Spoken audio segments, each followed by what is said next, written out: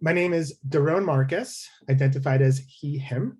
I work at the San Mateo County Office of Education as the CTE and STEM coordinator in the College and Career Readiness team.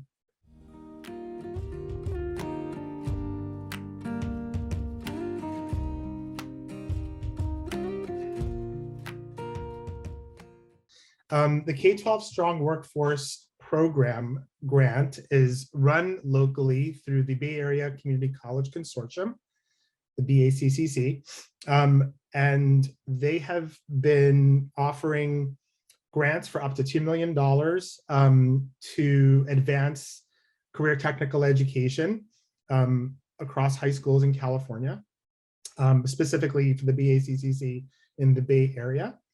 And we on our team saw a couple of needs and gaps that were apparent within our K-12 school system, namely the lack of career education in the K-12 space outside of career technical education. In other words, in entirety of K-8, plus in all the high school courses that are not part of CTE. And specifically green career education of any kind. So what we decided to do was to write a strong workforce grant, specifically targeting middle schools in our county, which was a bit of a stretch for the strong workforce program because they have not funded many middle school grants. They're typically for high schools and specifically for CTE programs. But we argued that if we're going to encourage students to enroll in CTE pathways at their high school, then it might be best that they've heard of them when they're in middle school, become interested, or at least start thinking about careers in middle school. And moreover, it was important for us that it wasn't just career awareness and exploration for general careers, jobs, trades, and whatever, but because of the crises that we're dealing with globally, we specifically needed students to enter careers with an environmentally sustainable mindset, so that whatever career, job, and trade they might go into, or whatever college they go to, whatever major they select for themselves, they'll have that lens by the time that they get to high school, or they get to college, or they go off and look for their careers. So we designed our Green Career Awareness middle school program through support, through funding from the Strong Workforce Grant.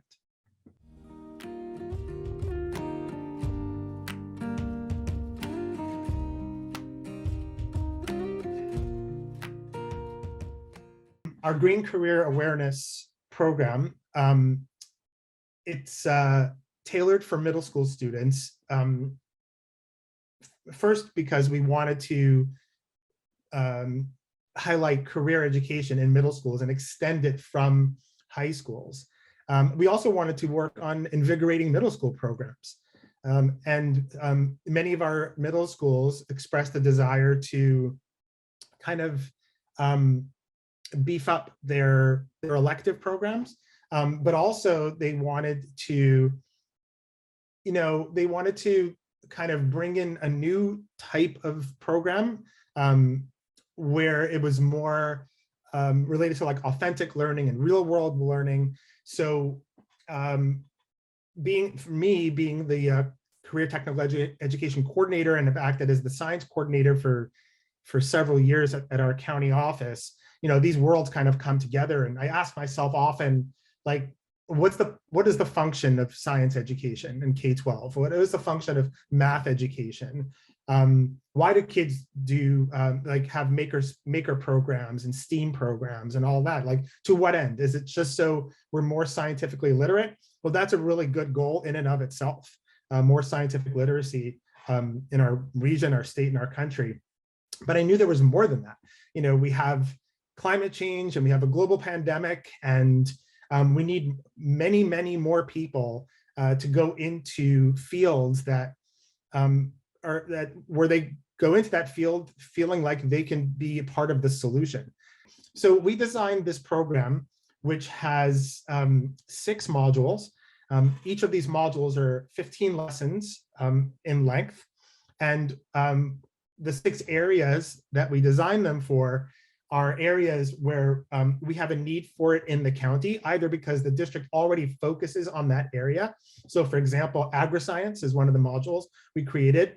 And we created that specifically with the Cabrillo Unified School District, with their teachers, because we want kids to stay in San Mateo County. We want them to work in San Mateo County, and we want them to work in an industry that's available to them where they live.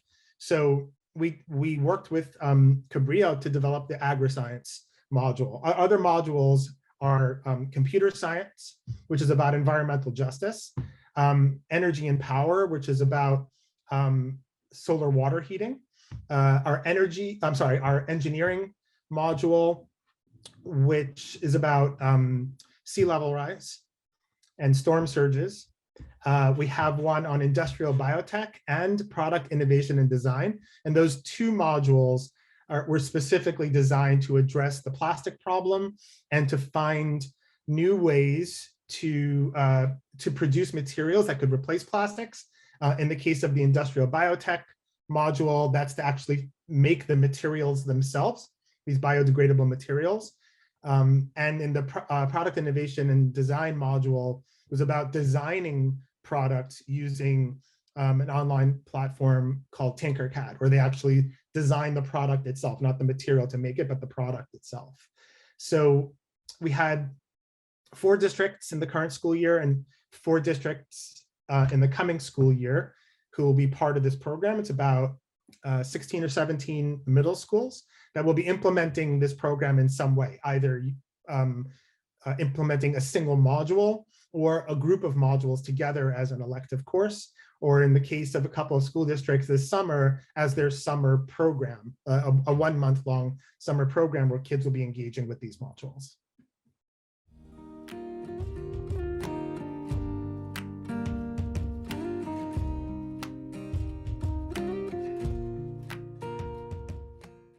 We knew that if we're going to approach school districts with this innovative program, we really needed to give them a reason beyond, which is, it's shocking that I would have to even say, well, we have a climate crisis. We really need to gear our workforce toward that, our K-12 to workforce pipeline toward that. Like, for some reason, that's not enough.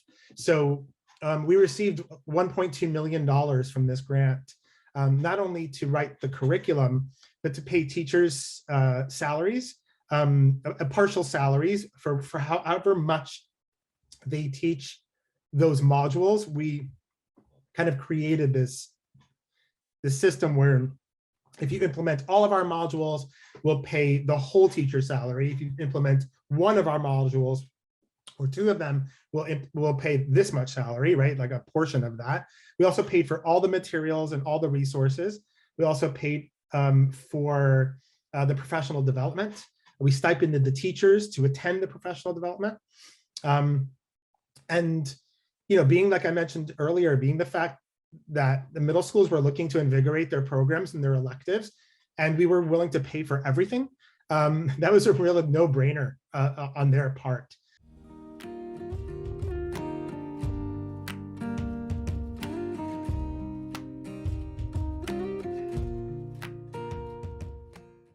We have our district partners are from the North County. So we have a Bayshore and South San Francisco to Redwood City, which is our largest urban area in the county, to Cabrillo. These are geographically very, very different areas. Most of which whose students are considered underrepresented, underprivileged students in our county, whether it's from the rural area like Cabrillo to the urban area like South San Francisco. So our modules are being used across the county in that way. And by adding these new districts that we have, like Pacifica and Jefferson Elementary, Belmont Redwood Shores, these are districts that are high income to low income, urban to rural. I mean, we've spanned across the entire county.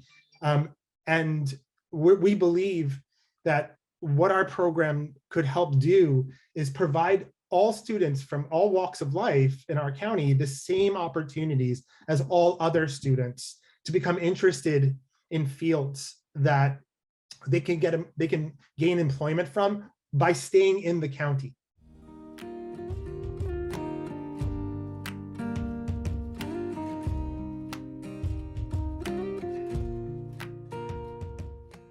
So I was a classroom teacher for 17 years, and I was in school and district administration for several more before working for a county office. So I've had my moments of innovation throughout my career. I've known people who want to kind of blow up the system and change things. But education is a very slow moving industry. I mean, we see around us all of these industries that respond quickly, not all the time, but once they get it in their process, like, oh, we need to change, the changes come very quickly, right? And they have that built into their structure, right? Somebody has an idea and it moves up the chain, right? The change can happen, right? Education doesn't work like that. I don't know exactly why. I have some inklings and ideas about why, which we don't need to get into. But the fact of the matter is, sometimes it can take a decade to make any change, any significant change. And we have no time. We don't have a decade to implement more environmental education or to help our kids start thinking about green careers. We don't have until the 2030s. We've read the IPCC reports. We watch what's going on the news. We read, we understand the policy that's being written at the state level and the federal level and what they're trying to do. Why should we be so far behind?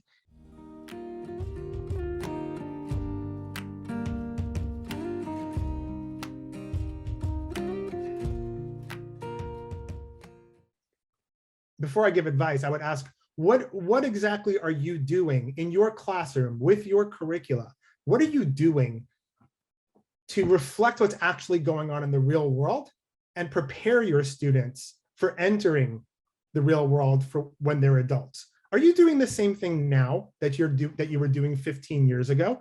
Are you doing the same thing now than when you were in 4th grade 35 years ago?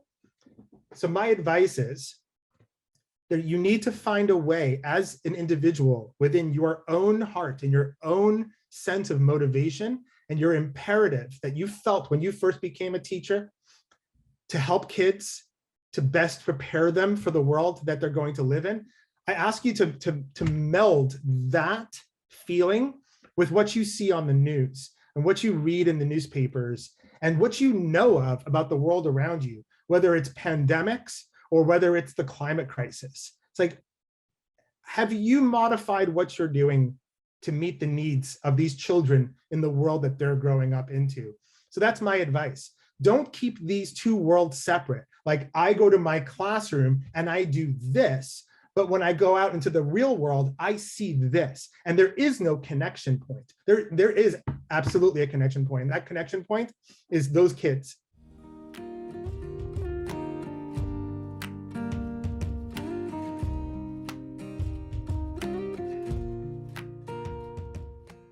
First of all, is to continue working with our Solutionary Teacher Fellowship and all of the teachers within our county to help them transform their own programs into ones that are more in line with environmental sustainability. That's one. Number two is to take our modules and continue to be innovative with them, to continue to work on them, to scale them to other districts, to other counties, hopefully to other states. We are pretty sure that although there are career awareness and exploration programs for middle school students, as far as we know, we don't know of any other green career awareness and exploration programs that exist in a way which they can be shared with other school districts and counties and states. And so we want to continue to grow our program to bring in new partners to become innovative in this space. I continue to work with CALI, the California Environmental Literacy Initiative, to work with California science educators to continue to integrate more career education and green career education specifically into science education. And once hopefully I'm successful with the California science educators, my plan is to go start speaking with the California History and Social Studies Project and their teachers to integrate career education into that field.